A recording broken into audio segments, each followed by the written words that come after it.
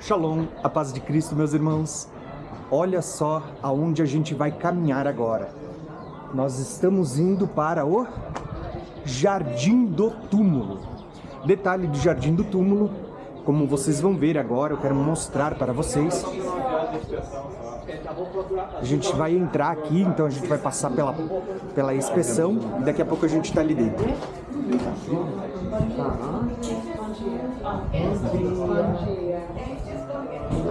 Bom dia.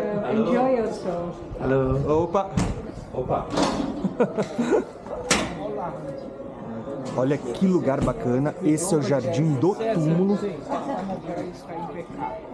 Aqui tem o João. A gente se encontrou com o João Batista ontem, enquanto a gente caminhava na Cidade Velha. Quantas pessoas fica aí, ó. Oito pessoas. Eu quero caminhar com vocês um pouquinho aqui, mostrar um pouquinho de como é, e daqui a pouco eu quero trazer uma mensagem para vocês também sobre os tempos determinados de Deus. João, tudo bem? Cadê ele, João? Posso caminhar? Então tá bom. E daí o cachorro do meu filho funciona no vaso e eu vou botar com Que lindo. Gente, esse é um local onde os cristãos costumam vir com muita frequência. Então, vocês vão ver que aqui tem gente orando, gente buscando a Deus. Eu já vou mostrar para vocês, vocês vão ouvir muito aqui. Ali em cima tem uma casa onde as pessoas estão orando e buscando. E a primeira coisa que o pessoal sempre pergunta é: esse é o local onde Jesus de fato foi sepultado? A gente não sabe. A verdade é que existem 3 locais muito prováveis que Jesus possa ter sido sepultado. Um deles, que é muito frequentado principalmente por cristãos evangélicos, é aqui, o Jardim do Túmulo. Outro local provável é a Igreja do Santo Sepulcro, onde geralmente ela é muito frequentada pelos católicos cristãos. E nós temos um lugar que é muito pouco falado, que é o Vale de Hinnom, o Guiena, aquele que a gente chama de inferno, que também é outro local possível onde Jesus tenha sido enterrado, né? Sepultado. Só que as pessoas não falam tanto deste local. Eu quero mostrar aqui para vocês. Aqui, ó, se vocês prestarem atenção, nós temos uma foto antiga de como era esse local antes de todas as construções. Então aqui você tinha o formato de uma caveira, onde tinha os 2 olhos, o nariz. Esse era o local onde eles falavam que era o local da caveira, que ficava basicamente ali em cima, atrás daqueles vidros. Só que nos últimos anos isso acabou desmoronando, o que fez com que descaracterizasse aquela imagem da caveira, né?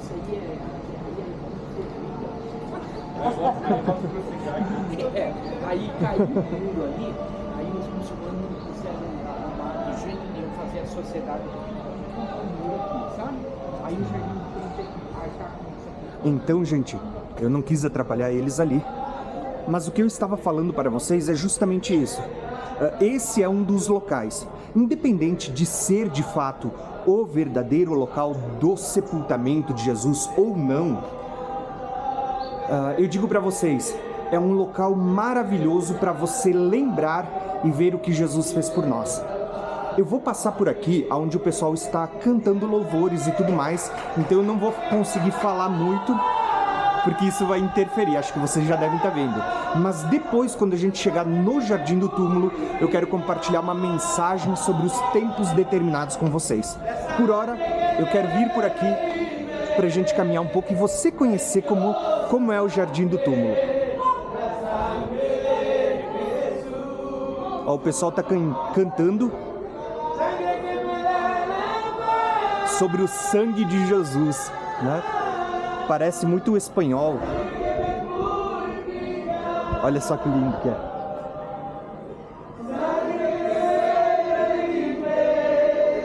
Estão ali em cima, ó. Olha que legal, irmãos.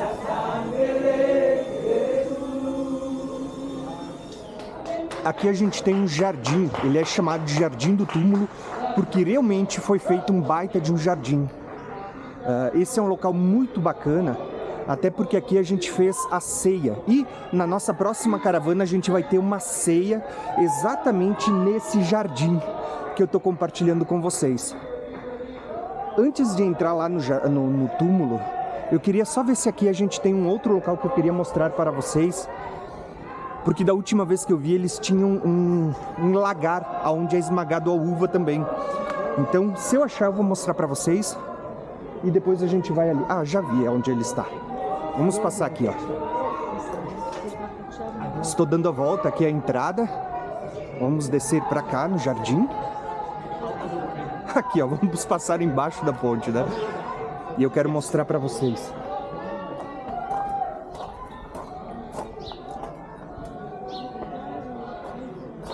Aqui, ó.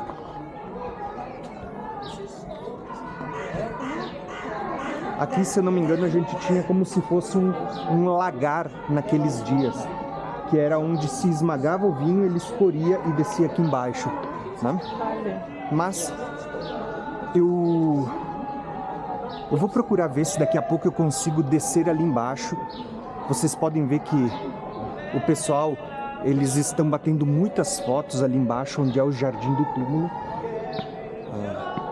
E eu quero começar a mostrar isso para vocês. Vamos descer por ali e aí a gente começa a meditar um pouco nas escrituras também, tá? Por enquanto é só para vocês conhecerem o jardim.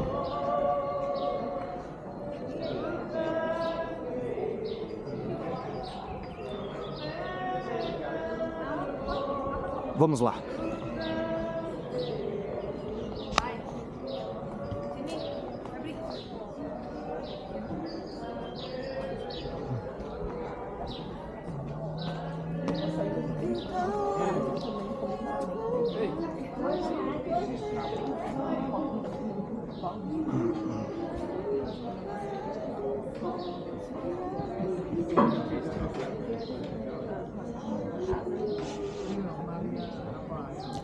Esse é um local, da última vez que eu estive aqui não tinha essa parte de baixo, né? Não tinha essa parte de baixo, mas eu vou aproveitar enquanto a gente está ali para a gente poder conversar um pouco sobre a palavra de Deus enquanto o pessoal está batendo, fazendo seus registros, né? Batendo as suas fotos. Aqui vocês vão ver que tem uma pedra que era como se tampava o sepulcro naqueles dias. Então aqui você tem uma pedra que ela era rolada ali na frente. Perceberam? Então, eu quero sentar aqui e eu quero compartilhar um pouco com vocês de uma mensagem.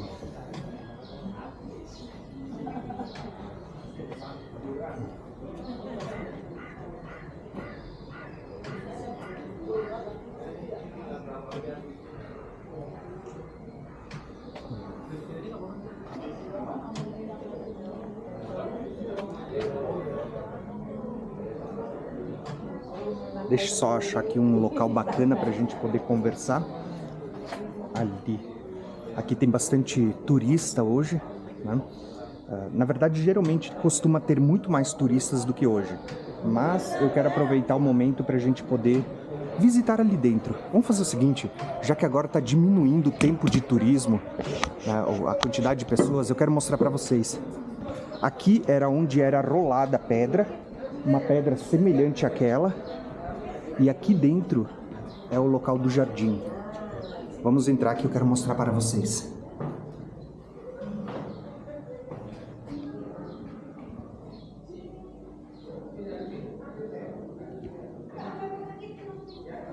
Nós temos aqui basicamente um local onde era sepultado, um sepulcro como o de José de Arimateia. Desse lado, o local onde era embalsamado, o corpo era cuidado. E aqui nós temos um local que representa a saída de Jesus. E olha só que interessante, o pessoal, quando a gente lê as escrituras, é dito que quando Cristo ressuscita há um grande terremoto. vocês vão perceber as rachaduras aqui nessa parede. Então, isso é algo que testifica como sendo um local possível da ressurreição de Jesus.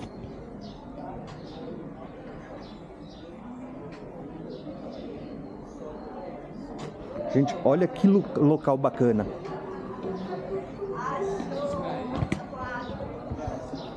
Eu quero sentar aqui enquanto a gente conversa um pouco no jardim do túmulo, tá? Vamos ver se a gente consegue conversar aqui um pouquinho enquanto a gente vai falando sobre esse local.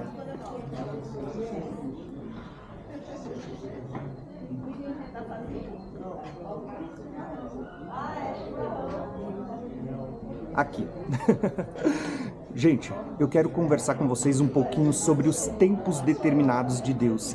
E você vai entender o que eu vou falar nesse momento.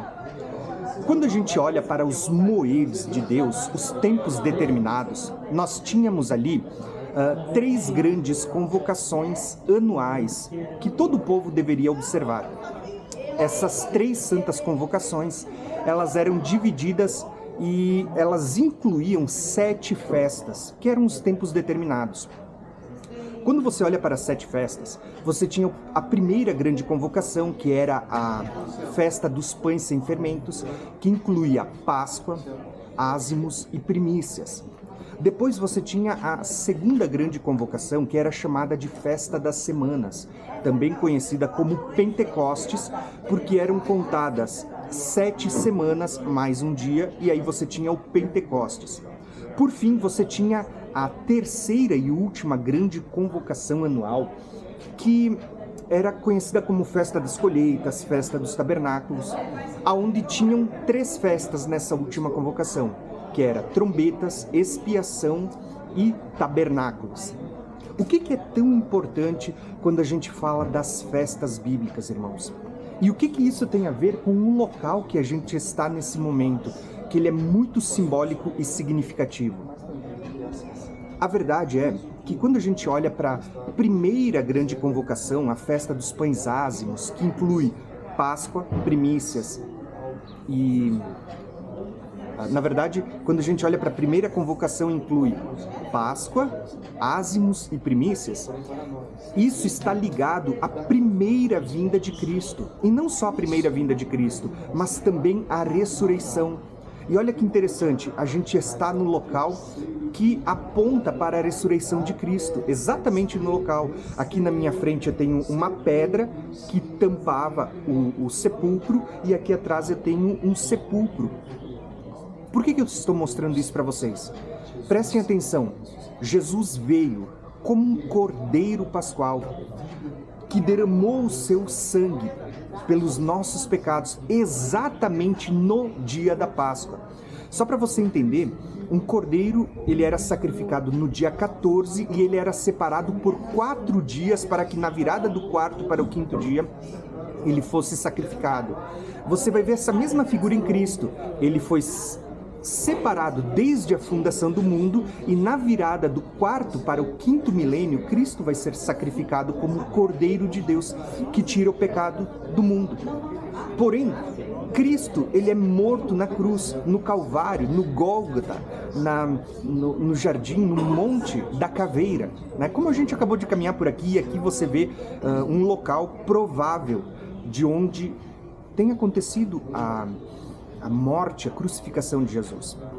Cristo morreu e ao 3º dia você vai perceber que ele vai ressuscitar. E olha só, aqui nós temos um local da figura de onde tudo isso acontece. Por quê? Cristo, ele vai estar sepultado por 3 dias e 3 noites. Fala da festa da Páscoa, a morte, o tempo em que ele esteve morto, fala de ázimos, e a primícia vai falar agora da ressurreição. Olha como a primeira convocação apontava também para a primeira vinda de Cristo. E primícias, irmãos, Paulo, ele vai olhar para as festas e ele vai dizer assim, ó, celebramos nós também as festas, porque Cristo é o nosso Cordeiro Pascual, ele foi morto por nós para tirar o pecado do mundo, mas Cristo também é a primícia dos que dormem, porque na festa das primícias eles apresentavam um feixe de trigo E esse trigo, quando ele era apresentado no templo, por meio desse feixe, todo o restante da plantação era consagrado. Paulo, ele olha para as festas e ele vê que quando Cristo ressuscita, ele vai chamar Cristo de a primícia dos que dormem, ou seja, o primeiro feixe a ser apresentado, para que depois todo o restante da plantação também fosse santa. Perceberam? Então tudo o que aconteceu na primeira vinda de Cristo estava revelado nos tempos determinados, nos moedes. Cristo é a nossa Páscoa, ele veio para tirar o fermento do pecado e ele é a primícia dos que dormem, ou seja, o primeiro a ressuscitar. Por isso que Paulo, quando ele fala de ressurreição em 1 Coríntios 15, ele vai dizer, Cristo é as primícias. Ele diz, mas existe uma ordem para a ressurreição. Cristo as primícias, ou seja, o primeiro fruto, e nós depois na sua vinda. E olha que interessante, porque esse assunto vai nos mostrar alguns tempos determinados que ainda estão por vir também, que eu já vou falar daqui a pouco. Porém, nós vemos que Cristo, na sua primeira vinda, ele cumpriu essas 3 festas. Páscoa, sua morte, ázimos, período em que ele esteve morto por 3 dias, e primícias, quando ele ressuscitou. Irmãos, isso é tremendo, porque em qualquer lugar, independente de onde Jesus tenha sido sepultado, a mensagem é, o túmulo está vazio, porque Cristo, ele ressuscitou. Porém, quando Cristo ressuscita, ele anda com seus discípulos por 40 dias, é visto por cerca de 500 pessoas, 500 testemunhas, e ele ascende ao céu, assenta-se à destra do Pai, e 10 dias depois, totalizando então 40 em que Jesus esteve sendo visto, mais 10 dias, cumpre-se o dia de Pentecostes. E aqui nós temos a segunda convocação, aonde aqui você vai ver o derramamento do Espírito Santo. E eu podia entrar em muitos assuntos. Eu poderia falar do Êxodo. Lá no primeiro Êxodo, Moisés celebrou a Páscoa e 50 dias depois chegou no Pentecostes, lá no Monte Sinai.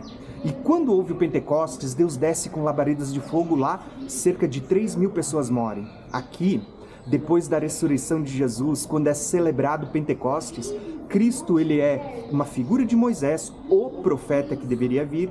Ele vai selar uma nova aliança, não é mais a primeira, mas uma nova. Cristo, ele vai derramar o Pentecostes agora 50 dias após a sua morte e ressurreição. E então você vai ver que mais de 3.000 pessoas são salvas. Na lei, 3.000 pessoas morrem. Aqui, na graça, você vai ver 3.000 pessoas sendo salvas. Então você tem o Pentecostes.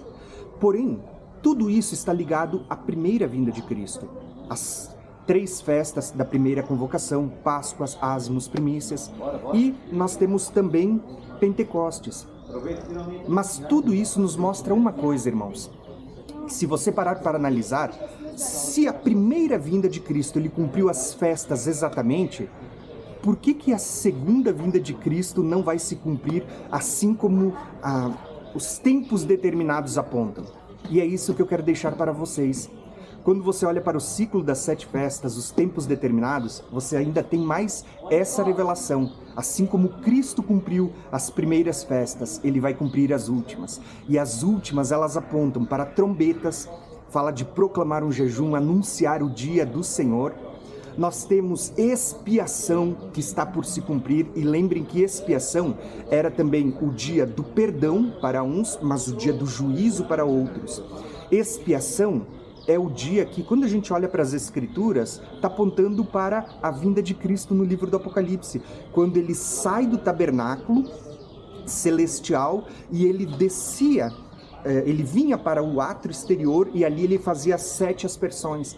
Aí nós vamos ver que quando Cristo ascendeu ao céu, ele entrou no tabernáculo celeste na figura de um sumo sacerdote no dia da expiação, mas quando ele voltar, é a figura de um sumo sacerdote saindo de dentro dos santos para fazer a expiação aqui do lado de fora. Então você tem toda essa figura sendo contada no livro do Apocalipse. E tabernáculos, que é a última festa, aponta para o milênio. Deus tabernaculando entre os homens, Cristo tabernaculando entre nós. Então, irmãos, perceba todos os moedes de Deus, os tempos determinados sendo revelados.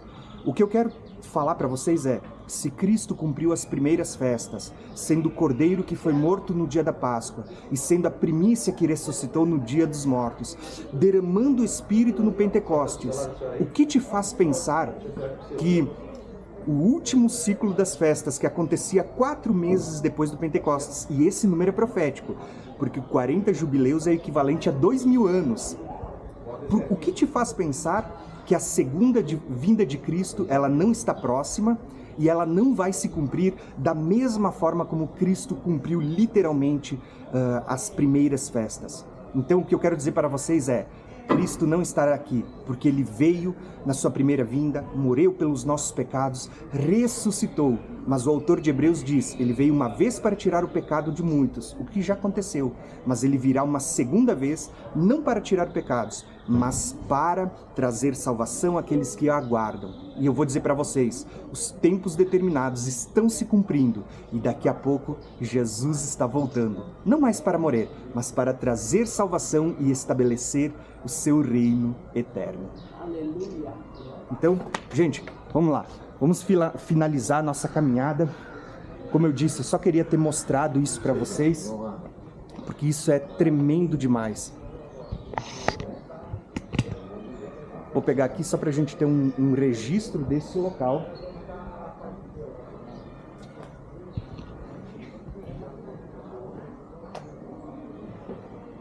E vamos lá.